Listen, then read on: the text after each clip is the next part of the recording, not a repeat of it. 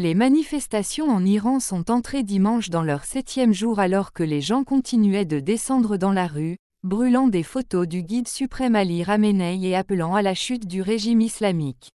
Au moins 41 personnes ont été tuées dans les troubles d'une semaine. Des manifestations ont éclaté dans la plupart des 31 provinces du pays. Dans la nuit du 21 septembre, des tirs des forces de sécurité ont fait au moins 19 morts, dont 3 enfants, a-t-il précisé. Les manifestations sont les plus importantes à balayer le pays depuis les manifestations sur les prix du carburant en 2019, lorsque Reuters a rapporté que 1500 personnes avaient été tuées lors d'une répression contre les manifestants, la confrontation la plus sanglante de l'histoire de la République islamique. Pourquoi y a-t-il des protestations ? Les manifestations ont éclaté après la mort en garde à vue d'une femme détenue par la police des mœurs de la République islamique. Mahsa Amini, une femme kurde de 22 ans, est décédée après être tombée dans le coma suite à sa détention à Téhéran par la police des mœurs appliquant les règles du hijab sur la tenue vestimentaire des femmes. Sa mort a ravivé la colère sur des questions telles que les restrictions aux libertés individuelles en Iran, les codes vestimentaires stricts pour les femmes et une économie sous le choc des sanctions. Les femmes ont joué un rôle de premier plan dans les manifestations, agitant et brûlant leurs voiles. Certains se sont publiquement coupés les cheveux alors que des foules furieuses appelaient à la chute du guide suprême, l'ayatollah Ali Khamenei. Réponse en Iran. Les médias officiels ont cité samedi le président iranien Ebrahim Raïssi disant que l'Iran doit traiter de manière décisive avec ceux qui s'opposent à la sécurité et à la tranquillité du pays. Raïssi parlait par téléphone à la famille d'un membre de la force volontaire Basij tué alors qu'il participait à la répression des troubles dans la ville de Mashhad, dans le nord-est du pays.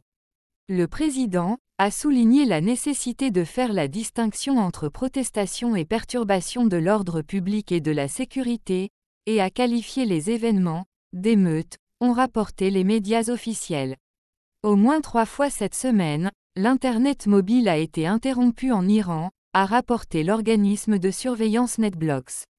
Les militants disent que cette décision vise à empêcher que des séquences vidéo de la violence n'atteignent le monde.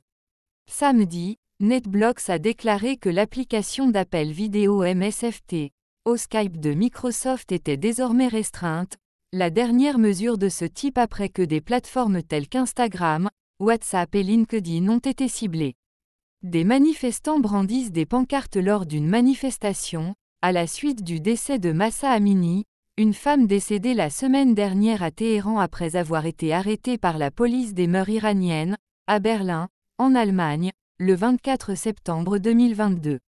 Crédit, REUTERSANNEGRETHILSE, réponse mondiale dans un effort pour aider à maintenir la connexion Internet.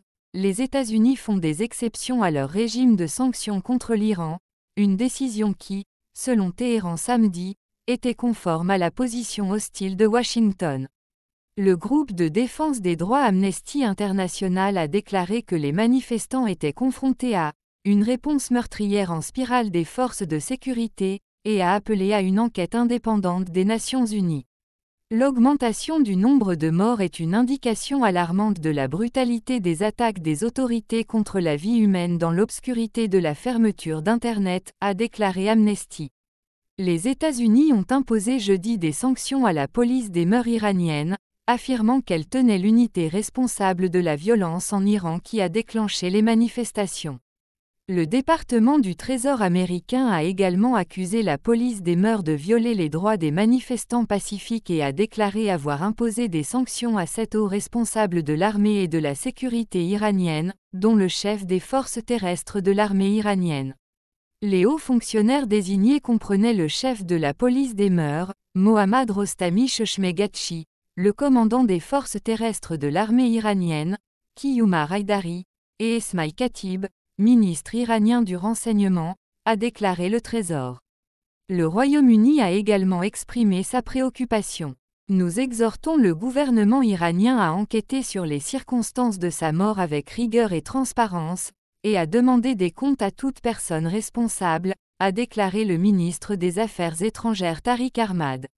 Nous appelons l'Iran à respecter le droit de réunion pacifique, à faire preuve de retenue et à libérer les manifestants injustement détenus.